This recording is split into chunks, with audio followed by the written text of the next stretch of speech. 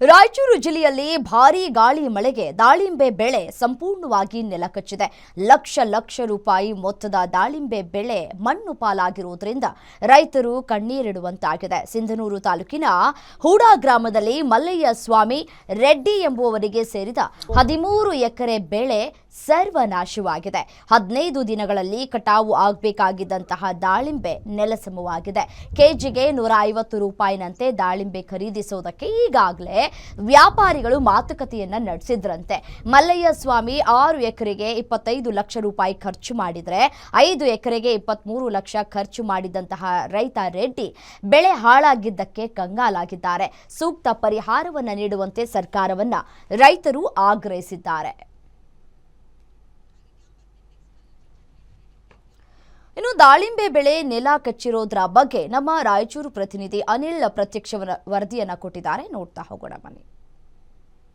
ರಾಯಚೂರು ಜಿಲ್ಲೆಯಲ್ಲಿ ಕಳೆದ 2-3 ದಿನಗಳಿಂದ ಸುರಿತಾ ಇರುವಂಥ ಭಾರಿ ಮತ್ತೆ ಗಾಳಿಯಿಂದಾಗಿ ಸಾಕಷ್ಟು ಬೆಳೆಗಳು ಹಾನಿಯಾಗಿದೆ ಅಂತ ಹೇಳ್ಬೋದು. ಇವತ್ತು ಏನು ರಾಯಚೂರು ಜಿಲ್ಲೆ ಸಿಂಧನೂರು ತಾಲೂಕಿನ ಹುಡಾ ಎನ್ನುವಂಥ ಗ್ರಾಮದಲ್ಲಿ 100 ಎಕರೆಯಲ್ಲಿ ಒಂದು ದಾಳಿಂಬೆ ಬೆಳೆದಿದ್ರು. ಆದರೆ ದಾಳಿಂಬೆ ಗಿಡ ಇನ್ನೊಂದು 8-10 ದಿನಗಳಲ್ಲಿ ಕೂಡ ಒಂದು ಹಣ್ಣನ್ನು ಮಾರ್ಕೆಟಿಗೆ ಒಯ್ಯಬೇಕಾಗಿತ್ತು. ಆದರೆ ಸಂಪೂರ್ಣವಾಗಿ ಬೆಳೆ ಹಾಳಾಗಿರುವಂಥ ಹಿನ್ನೆಲೆಯಲ್ಲಿ ರೈತರಿಗೆ ಏನು ದೋಚದೆ ಇವತ್ತು ಸಾಕಷ್ಟು ಕಣ್ಣೀರು ಕೂಡ ಹಾಕ್ತಾ ಇದ್ದಾರೆ ಅಂತ ಹೇಳ್ಬೋದು. ಇವತ್ತು ನಾವು ಅದೇ ಗ್ರಾಮದ ತೋಟದಲ್ಲಿದ್ದೀವಿ. ಇವಾಗ ನಿಮ್ಗೆ ತೋರಿಸ್ತಾ ಹೋಗ್ತೀವಿ. ಅಲ್ಲಿ ಇರುವಂಥ ಏನು ಗಿಡಗಳಿಗೆ ಸಂಪೂರ್ಣವಾಗಿ ಮ್ಯಾಟಿಂಗ್ ಸಿಸ್ಟಮ್ ಮಾಡಿರ್ತಾರೆ.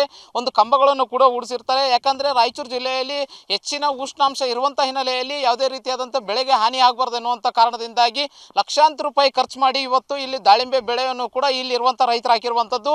ಹೆಚ್ಚಿನ ರೀತಿಯಾಗಿ ರೈತರನ್ನೇ ಮಾತಾಡಿಸ್ತಾ ಹೋಗ್ತೀನಿ. ಎಷ್ಟು ಎಕರೆ ಇಲ್ಲಿ ದಾಳಿಂಬೆ ತೋಟ ಮಾಡಿದ್ರಿ, ಎಷ್ಟೆಲ್ಲ ಲಾಸ್ ಆಗಿದೆ ನಿಮ್ದಂತ?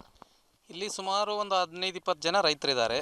ಉಡಾ ಬಂತು, ಮುಕುಂದ ಬಂತು, ಗೊಬ್ಬರಕಲ್ ಬಂತು. ಈಗ ಇಲ್ಲಿ ಇದು ಮಲ್ಲಯ್ಯ ಸ್ವಾಮಿ ಮತ್ತು ಶಿವಲಿಂಗಯ್ಯ ಸ್ವಾಮಿ ಪ್ಲಾಟಲ್ಲಿ ನಾವು ಇದ್ದೀವಿ ಎಟ್ ಪ್ರೆಸೆಂಟಾಗಿ.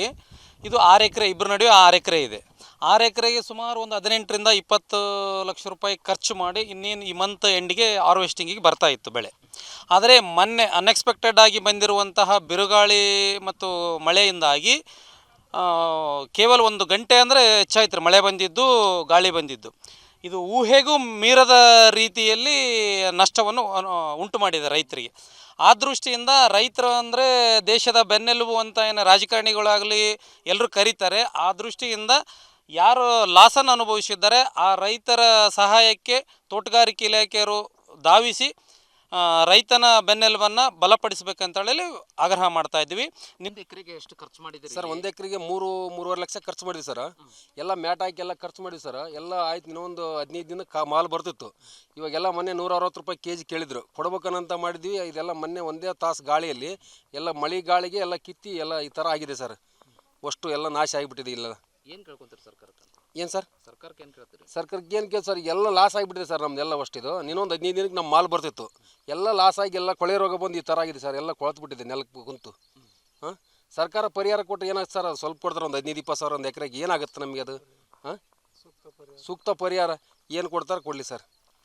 ಸರ್, ಇವಾಗ ಒಂದು ಮಗುನ ಬೆಳೆಸ್ದಂಗೆ ಬೆಳೆಸಿರ್ತೀರಿ. ಸಣ್ಣ ಗಿಡದನ್ನು ಸಾಕಷ್ಟು ಕಳೆ ಆಗಲಿ, ಒಂದು ಕೀಟನಾಶಕ ಆಗಲಿ ಸಾಕಷ್ಟು ಇದು ಮಾಡಿರ್ತೀರಿ. ಇವತ್ತು ಕಣ್ಣು ಮುಂದೆ ಬೆಳೆ ಹಾಳಾದಾಗ ಯಾವ ರೀತಿ ಫೀಲ್ ಆಗುತ್ತೆ ಅಂತ ಸರ್?